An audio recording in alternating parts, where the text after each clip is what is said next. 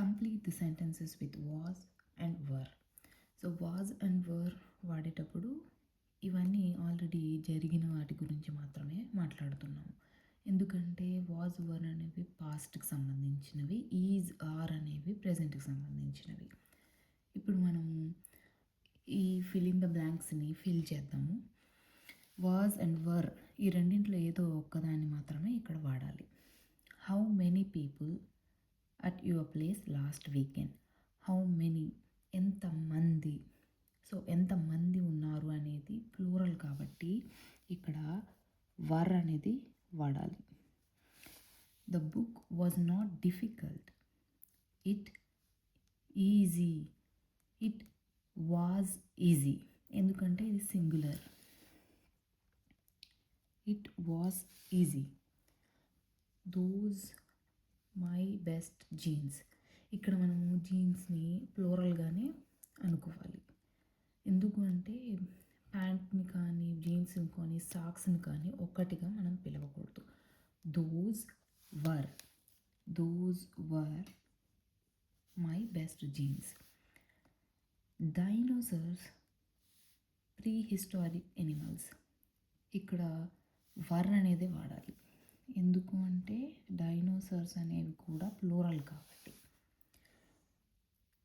Your friends at school yesterday. ఇక్కడ కూడా plural friends, friend కాదు ఫ్రెండ్స్ కాబట్టి were your friends at school yesterday. Sandra not at school yesterday. Sandra స్కూల్లో నిన్న లేదు కాబట్టి ఇక్కడ వాజ్. ఇక్కడ గ్రాండ్ పేరెంట్స్ అని ఉంది. Your grand parents designers. ఇక్కడ క్వశ్చన్ ఫామ్ అనమాట. Were your grand parents designers అంటే మీ గ్రాండ్ పేరెంట్స్ అంటే అమ్మమ్మ తాతలు కానీ నానమ్మ తాతలు కానీ డిజైనర్సా అని క్వశ్చన్ అడుగుతున్నారు. కాబట్టి ఇద్దరు కాబట్టి ఖచ్చితంగా మనం ప్లూరల్ వాడాలి were. John and I in the garden.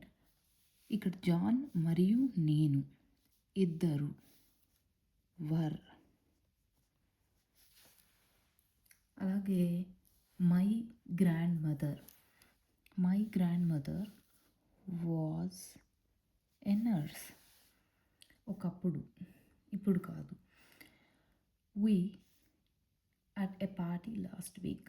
we అంటే మనము కాబట్టి వర్. we were at a party last week. It's sunny yesterday. It is a question form. Was it sunny yesterday? నిన్నటి గురించి సన్నీగా ఉన్నదా లేదా.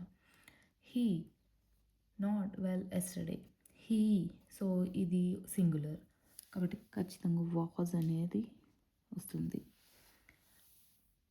Picasso was a great artist.